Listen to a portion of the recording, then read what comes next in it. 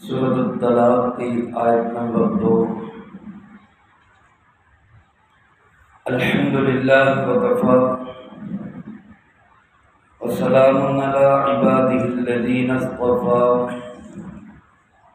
خصوصا علی سید الرسل وخاتم الانبیاء وعلی آلہ واصحابہ الاتقیاء۔ اما بعد فاعوذ باللہ من الشیطان الرجیم بسم اللہ الرحمن الرحیم۔ فَإِذَا بَلَغْنَ أَجَلَهُنَّ فَأَمْسِكُوهُنَّ بِمَعْرُوفٍ أَوْ فَارِقُوهُنَّ بِمَعْرُوفٍ وَأَشْهِدُوا ذَوَيْ عَدْلٍ مِّنكُمْ وَأَقِيمُوا الشَّهَادَةَ لِلَّهِ ذَلِكُمْ يُوعَظُ بِهِ مَن كَانَ يُؤْمِنُ بِاللَّهِ وَالْيَوْمِ الْآخِرِ۔ فَإِذَا بَلَغْنَ أَجَلَهُنَّ، پس جب وہ پہنچ جائیں اپنی طے شدہ مدت کو،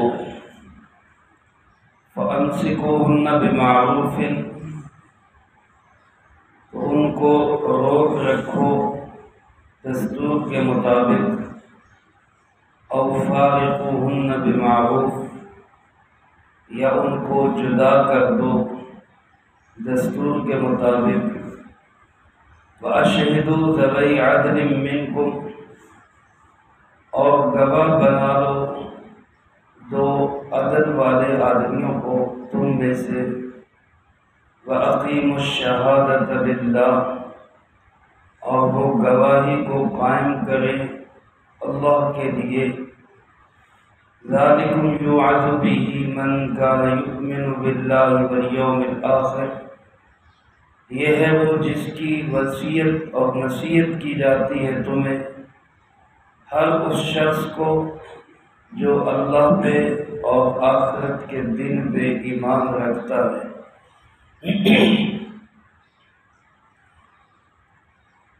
اس سورۃ مبارکہ میں اللہ رب العالمین نے طلاق اور عدت کے متعلق بہت سارے احکامات کو بیان فرمایا ہے۔ آیت نمبر 1 میں بھی کچھ احکامات گزرے، اب اس کے بعد اس آیت نمبر 2 میں اللہ پاک نے اور احکامات کو بیان فرمایا ہے۔ گزشتہ آیت میں یہ بات گزری کہ اگر کسی جگہ پہ خامد اور بیوی میں نباہ نہ ہو سکے باوجود کوشش کے، حالانکہ عرض کیا گیا کہ آخر حد تک خامد اور بیوی دونوں کی کوشش ہونی چاہیے کہ نباہ ہو جائے، دونوں کے خاندان کو، سرپرست حضرات کو، والدین کو، عزیز و اقارب کو بھی چاہیے کہ کسی نہ کسی طرح ان کو جوڑنے کی اور چلانے کی کوشش کریں، کیونکہ نکاح کا معاملہ کوئی محض ایک جذبات پورے کرنے کا نام نہیں ہے، بلکہ یہ دو خاندانوں کا ملاپ ہے، اور اس پہ اگلی نسل کی تربیت ہے، اگلی نسل کا وجود ہے۔ اس لیے ضروری ہے کہ دونوں کی نیت محض وقت گزارنے کی نہ ہو،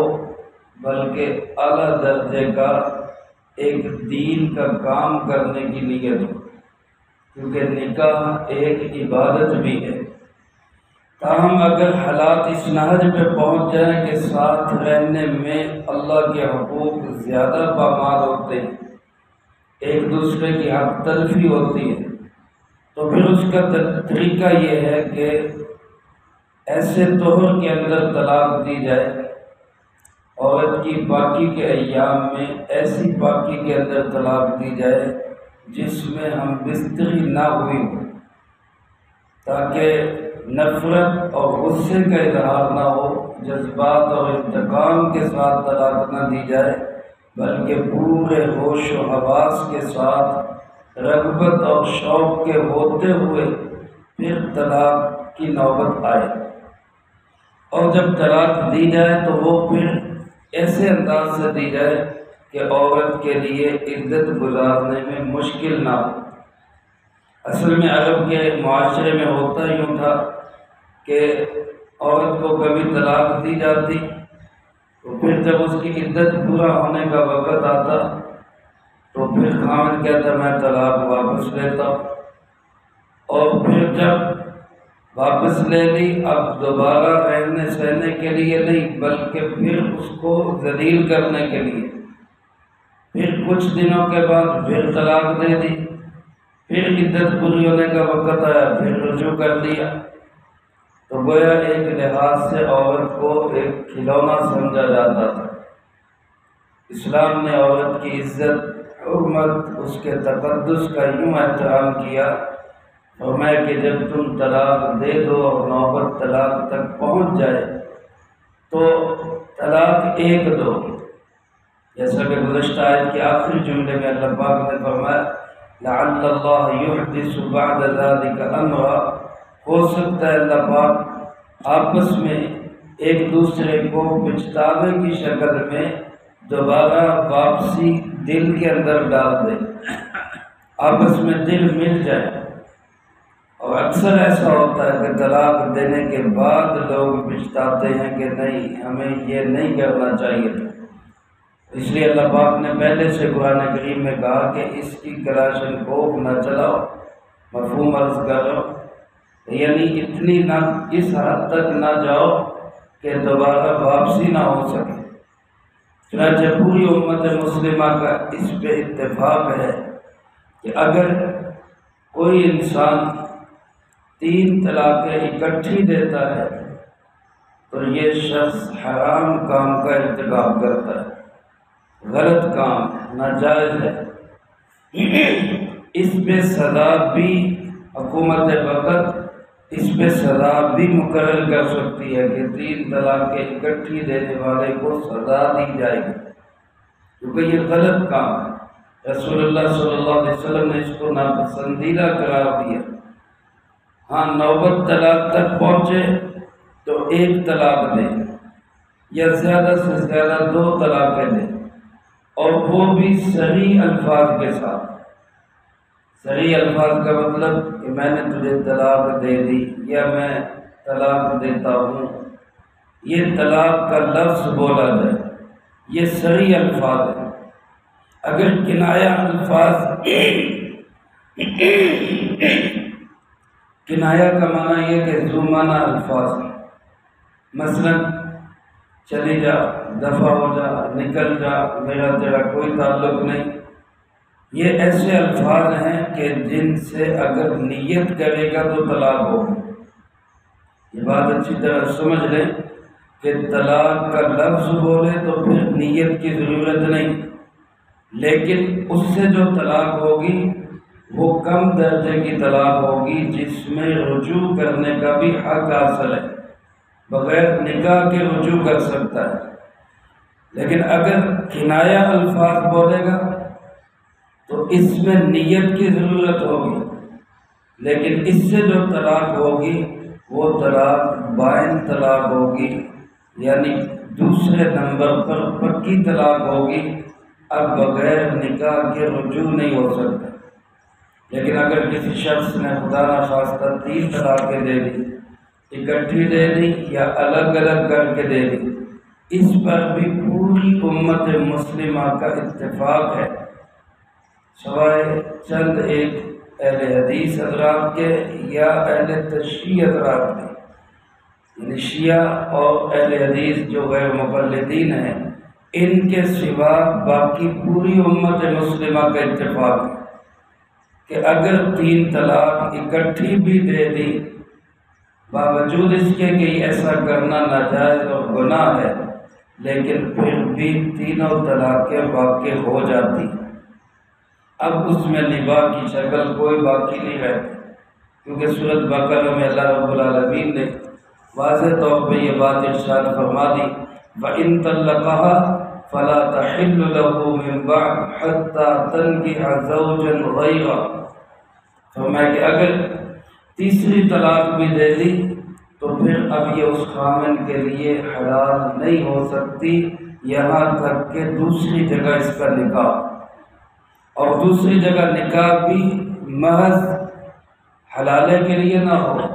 بلکہ وہ نکاح بھی رہنے کے لیے ہو، آباد کرنے کے لیے ہو۔ پھر نوبت کہیں وہاں بھی طلاق تک پہنچ جائے یا خامن فوت ہو جائے تو پھر یہ پہلے خامن کے لیے حلال ہوگی عدت گزار کے، ورنہ نہیں۔ بہرحال اس آیت مبارکہ میں اللہ پاک نے ایک یا دو صحیح طلاق کے بعد جب عورت کو عدت گزارنے کا موقع دیا تو پھر اس کے ساتھ کیا کریں؟ فرمایا فَإِذَا بَلَغْنَ أَجَلَهُنَّ، جب وہ خواتین اپنی اجل کو پہنچ جائیں۔ یہاں اجل سے مراد عدت ہے، یعنی عدت گزارتے گزارتے، جو میں کل عرض کر چکا ہوں کہ ایسی عورت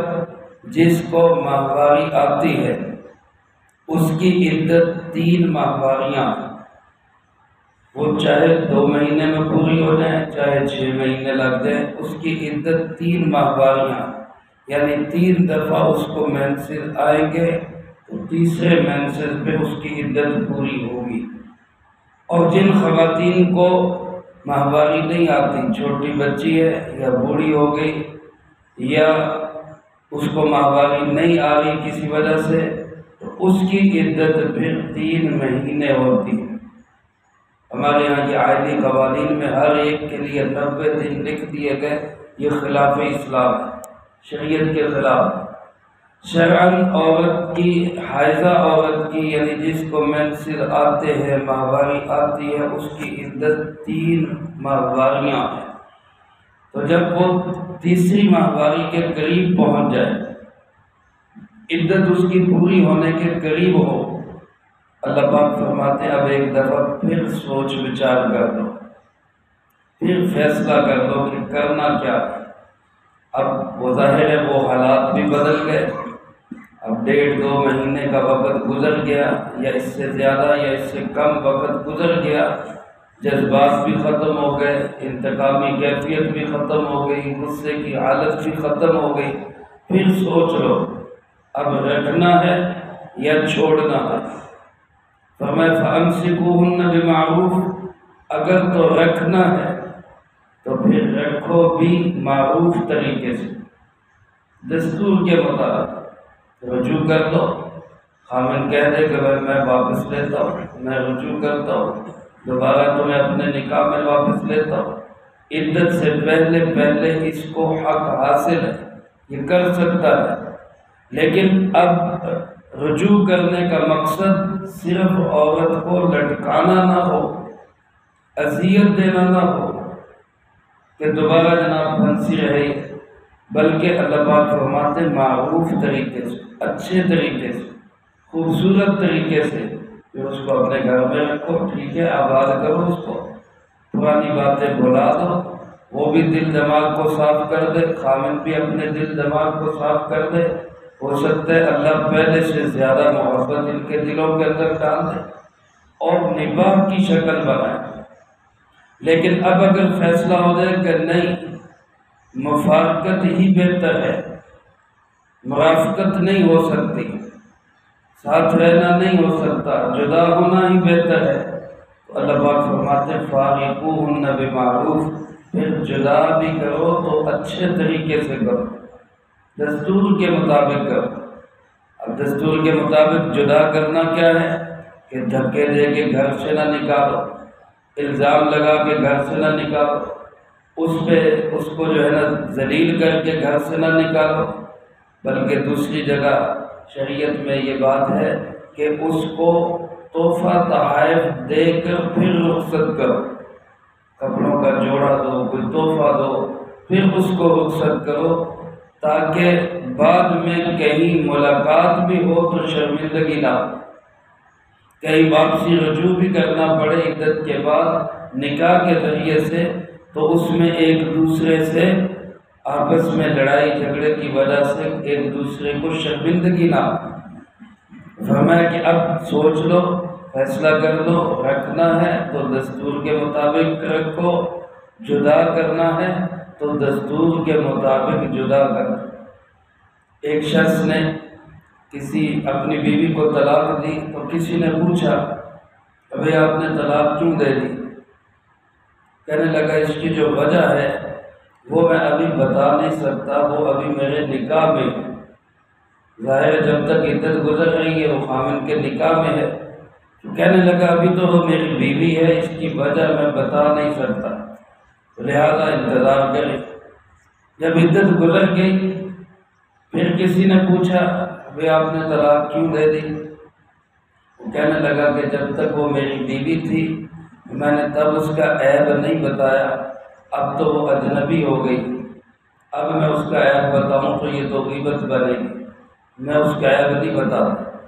یعنی یہ ایک اچھائی ہے کہ اگر طلاق کی نوبت بھی آ جائے الزامات نہ لگائے جائیں،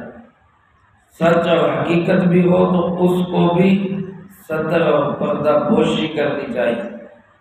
اور میں من ستر مسلماً ستر اللہ، جو مسلمان کی پردہ پوشی کرتا ہے اللہ قیامت کے دن اس کی پردہ پوشی کرے۔ ہمارے ہاں اللہ معاف کرے ایسے حالات آتے کہ نہیں بھی ہوتا تب بھی 7 8 10 باتیں لگا کے پھر کہا جاتا ہے اس لیے ہم نے چھوڑ دی۔ اللہ ہم سب کو شریعت اور دین کو سمجھنے کی اور عمل کی توفیق نصیب فرمائے۔ بہرحال جو بھی فیصلہ کرنا ہے اس موڑ پہ اللہ فرماتے سوچ سمجھ کے فیصلہ کرو، اور پھر اگلا حکم یہ ہے کہ فیصلہ کرنے سے پہلے اشہدوا ذوی عدل منکم، اپنے میں سے 2 عادل آدمیوں کو گواہ بناؤ۔ رجوع کرنا ہے تب بھی علماء نے لکھا ہے کہ یہ مستحب عمل ہے، ضروری نہیں ہے، رجوع اس کے بغیر بھی ہو جائے گا۔ خامد اکیلا بھی بیٹھ کے کہہ دے کہ میں نے رجوع کر دیا تو رجوع ہو جائے گا، لیکن بہتر ہے کہ 2 گواہ بنا لیں۔ وہ کیوں بہتر ہے؟ ایک تو اس لیے کہ کل کو عورت یہ نہ کہہ سکے جی اس نے رجوع تو کیا ہی نہیں تھا، عدت پوری ہوگی۔ اگر وہ یہ کہے تو گواہ گواہی دے کہ جناب ہمارے سامنے عدت پوری ہونے سے پہلے رجوع ہو گیا تھا۔ اور اگر جدا بھی کرنا ہو تب بھی 2 گواہ بنا لے، تاکہ کل کو اس کے دل میں یہ نہ آئے کہ میں اب جھوٹ بول دوں کہ میں نے تو رجوع کر دیا تھا۔ اب گواہ گواہی دے کہ جناب ہمارے سامنے اس نے رجوع کرنے کی بجائے طلاق کو برقرار رکھا۔ اللہ پاک فرماتے کہ اس پہ مفارقت کرنی ہو یا مرافقت کرنی ہو، جدا کرنا ہو یا رکھنا ہو، دونوں صورتوں میں 2 عادل آدمیوں، ذوی عدل، عادل آدمی شریعت کی اصطلاح میں اس کو کہتے ہیں جس کے اندر کوئی اعلانیہ گناہ نہ ہو، اعلانیہ نافرمانی نہ ہو، ایسے نیک آدمیوں کو وہ گواہ کے طور پہ قائم کر دے کہ میں آپ کو گواہ بناتا ہوں، میں رجوع کر رہا ہوں یا میں اس طلاق کو برقرار رکھ رہا ہوں، دونوں صورتوں۔ اور اگلا حکم اللہ پاک نے یہ ارشاد فرمایا یہ عادل آدمی بھی ایسے ہوں کہ جب کبھی ان سے گواہی لی جائے تو اقیموا الشہادۃ للہ، یہ گواہی کو اللہ کے لیے قائم کرے۔ یہ عادل آدمی ایسے نہ ہوں کہ جناب کسی کی جو ہے سائڈ لے، کسی کی طرفداری کرے، جانبداری کرے یا پیسے لے کر گواہیاں دے، بلکہ فرمایا اقیموا الشہادۃ للہ، یہ گواہی دے کس کو سامنے رکھ کے؟ اللہ کو سامنے رکھ، صرف اللہ کی رضا کے لیے۔ میرے عزیز دوستو، ہر جگہ پہ کہیں بھی گواہی کی نوبت پیش آئے تو گواہی اللہ کی رضا کے لیے دینی چاہیے، روپے پیسے کے لیے، جانبداری کے لیے یا طرفداری کے لیے سائڈ لے کر یہ سخت گناہ۔ حدیث پاک میں رسول اللہ صلی اللہ علیہ وسلم ایک موقع پہ صحابہ کرام رضی اللہ تعالیٰ مجمعین کو بڑے بڑے گناہ بتا رہے تھے۔ بڑے بڑے گناہ کیا؟ شرک کرنا، والدین کی نافرمانی کرنا، اس طرح بڑے گناہ بتا رہے۔ آپ ٹیک لگا کے بیٹھے ہوئے تھے، ٹیک لگائی ہوئی تھی، اچانک آپ سیدھے ہو گئے اور سیدھے ہو کے آپ نے بار بار یہ جملہ ارشاد فرمایا، وشہادت الزور وشہادت الزور وشہادت الزور، جھوٹی گواہی دینا، جھوٹی گواہی دینا، جھوٹی گواہی دینا، یہ بھی پہلے درجے کا گناہ۔ اور یہ جھوٹی گواہی یہ اتنے مسائل پیدا کرتی ہے جس کی کوئی حد نہیں۔ ہمارے یہاں یہ جو ووٹ کی پرچی ہے یہ بھی ایک گواہی ہے۔ اب اس گواہی میں بھی جب پیسہ آتا ہے، لالچ آتا ہے، جانبداری آتی ہے اور مفادات آتے ہیں، اس کا نقصان کیا ہوتا ہے وہ آج پوری قوم بھگت رہی ہے۔ اگر یہ گواہی بھی، ووٹ کی پرچی کا استعمال بھی گواہی کے طور پر صحیح ہو اور اللہ کی رضا کے لیے ہو، اہل افراد کے لیے استعمال کیا جائے تو شاید آج یہ حالات ہمیں نہ دیکھنے پڑے جو ہم دیکھ رہے ہیں۔ اللہ پاک ہم سب کو اپنی گواہیوں کو صاف اور خالص کرنے کی توفیق نصیب فرمائے۔ آخر میں اللہ پاک نے ایک جملہ ارشاد فرمایا، اور یہ جملہ میرے عزیز دوستو ایمان کے لیے اور دین کو صحیح رکھنے کے لیے، احکامات پہ عمل پیرا ہونے کے لیے اکثیر نسخہ ہے۔ دنیا کے اندر قانون بنتے ہیں، بہت سارے لا بنتے ہیں، بہت ساری چیزیں طے کی جاتی ہیں، لیکن ہر چیز میں سزا ہوتی ہے، ڈنڈا ہوتا ہے، اگر ایسا کرو گے تو یہ سزا ملے گی، یہ کرو گے تو یہ سزا ملے گی۔ لیکن اللہ کے اصول ایسے، قرآن کے اصول ایسے کہ محض سزا کا ذکر نہیں، بلکہ اس کے ساتھ ساتھ یہ ذکر بھی ہے کہ دنیا میں بھی اللہ دیکھ رہا ہے، آخرت میں بھی اللہ کے سامنے پیش ہو رہا ہے۔ آخرت کے دن کو بھی یاد رکھو، ذالکم یوعظ بہ، یہ وہ احکامات ہیں جس کی تمہیں وصیت کی جاتی ہے، نصیحت کی جاتی ہے، واعظ کیا جاتا ہے ہر اس شخص کو جو اللہ پہ ایمان رکھتا ہو اور آخرت پہ ایمان رکھتا ہو۔ یعنی یہاں اگر فراڈ کر لو گے، یہاں دھوکہ دہی کر لو گے تو یہ ذہن میں رکھو ایک دن رب کی عدالت میں بھی پیش ہونا ہے، وہاں پہ بھی تمہاری پیشی ہوگی، وہاں کیا کرو گے؟ اس لیے خامن بیوی ہو یا ان کے گواہ ہو یا ان کے خاندان ہو، یہ ایک خاندان کو، ایک رشتے کو اس چیز کو سامنے رکھ کے چلائے کہ ہم نے اللہ کی بارگاہ میں بھی پیش ہونا ہے۔ اگر آج کا شوہر اس بات کو سوچ لے کہ میں نے بیوی کے ساتھ غلط حرکت، زیادتی نہیں کرنی، ظلم نہیں کرنا، کوئی میں نے مار پیٹ نہیں کرنی کیونکہ میں نے رب کے سامنے پیش ہونا ہے، اور بیوی کی بھی یہی سوچ ہو کہ میں نے خامن کے مال کی، عزت کی، ناموس کی حفاظت کرنی ہے، خیانت نہیں کرنا، بد زبانی نہیں کرنی، بد کلامی نہیں کرنی کیونکہ میں نے رب کے سامنے پیش ہونا ہے، تو بتاؤ خوبصورت معاشرہ بنے گا یا نہیں بنے گا؟ معاملہ بگڑتا ہی ہے، وہ کہتے ہیں مجھے کون پوچھنے والا ہے، وہ کہتی مجھے کون پوچھنے والا ہے۔ اس لیے اپنے گھروں کے اندر فکر آخرت پیدا کرنے کی ضرورت ہے۔ اللہ پاک نے صرف اصول نہیں بتائے بلکہ ان چیزوں کو پیدا کرنے کا نسخہ بھی بتا دیا۔ چنانچہ اسی میں ایک چیز تقویٰ ہے۔ تقویٰ اللہ کے دھیان کا نام ہے، اس کے فوائد کیا ہے اگلی آیات میں اللہ پاک نے ان کو بیان فرمایا، اس کا ذکر انشاءاللہ اگلی فرصت میں آئے گا۔ اللہ پاک سے دعا ہے اللہ ہم سب کے گھروں کو صحیح صلح والا اور امن اور آشتی والا گھر بنائے اور خوبصورت ماحول اور معاشرہ بنائے، جو کہا سنا اس کو زندگی میں لا کے دوسروں تک پہنچانے کی توفیق عطا فرمائے۔ ایک بڑے اہم دروس ہے، ہم ان کو خود بھی غور سے بھی سنیں اور بار بار سنیں، اپنے گھروں میں سنائیں اور دوسرے دوست احباب تک بھی ان کو پہنچائیں۔ یعنی اگر یہاں ہم کوشش کریں کہ دوستوں کو یہاں پہ جمع کریں تو بہت اچھی بات، لیکن اگر نہیں بھی تو کم سے کم ان کے ساتھ ہم شیئر کریں